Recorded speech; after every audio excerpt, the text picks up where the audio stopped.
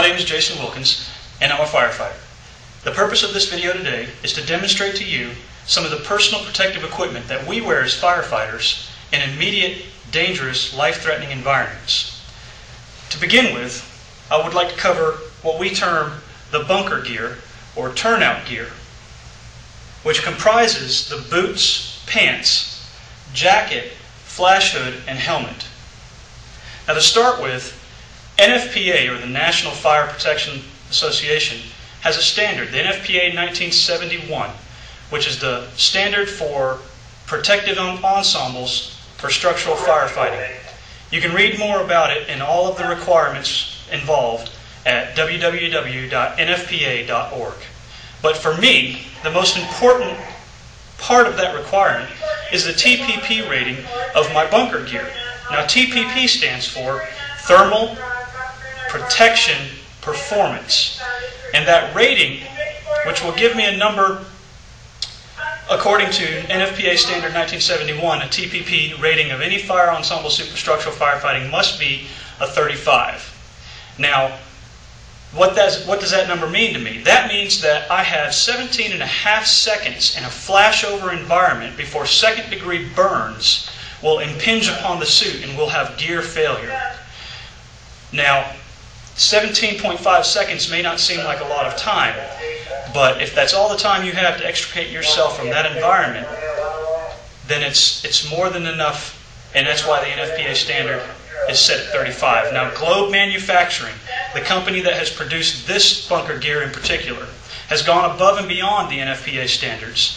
And to read more about that, you can go to www.globefiresuits.com. Their TPP rating, on average, for the different parts of the ensemble is a 50 or higher, which is roughly equivalent to 25 seconds before second-degree burn, impingement, and gear failure. Now, the Cairns helmet, what is known as the Cairns 1044 helmet, is also within requirements of NFPA 1971. You can read more about Cairns at msafire.com. Cairns has been in the business of making helmets since 1836, so we depend upon them to know what they're doing and to provide us with a helmet that is going to protect our head both from falling objects and from heat and fire impingement. The air pack that we carry into a fire with us, this particular model is known as the Scott Airpack 75 SCBA, or self-contained breathing apparatus, just like a scuba diver, except not underwater. Now, it carries normal fresh air, not oxygen. You don't want to take oxygen into a fire and heated environment. The Scott 75 Airpack provides us with 45 to 60 minutes of air, depending upon how hard you're working and how fast you're breathing. Now, I'm going to demonstrate to you how this is worn in a firefighting environment. To give you an idea of just how much goes into the protective ensemble, when all of this gear is worn, it equals roughly 40 to 50 pounds, depending on the size of the firefighter and the amount of material in his gear.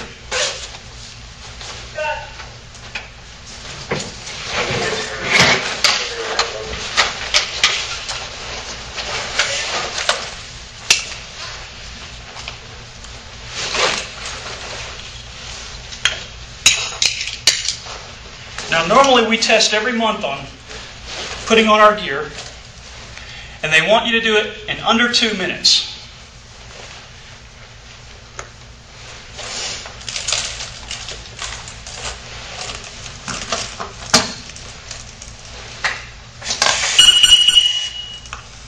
Now, you can see the restriction to vision and voice communications that this ensemble presents.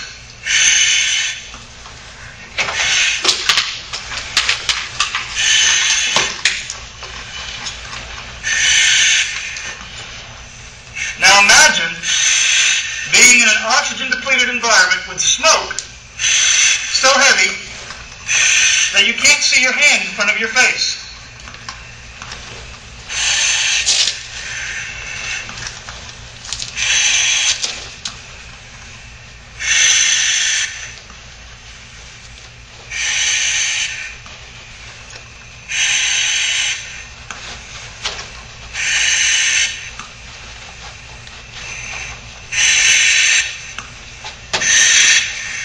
And that is the Firefighter Standard Protective Ensemble. I'm Jason Wilkins. Thanks for watching.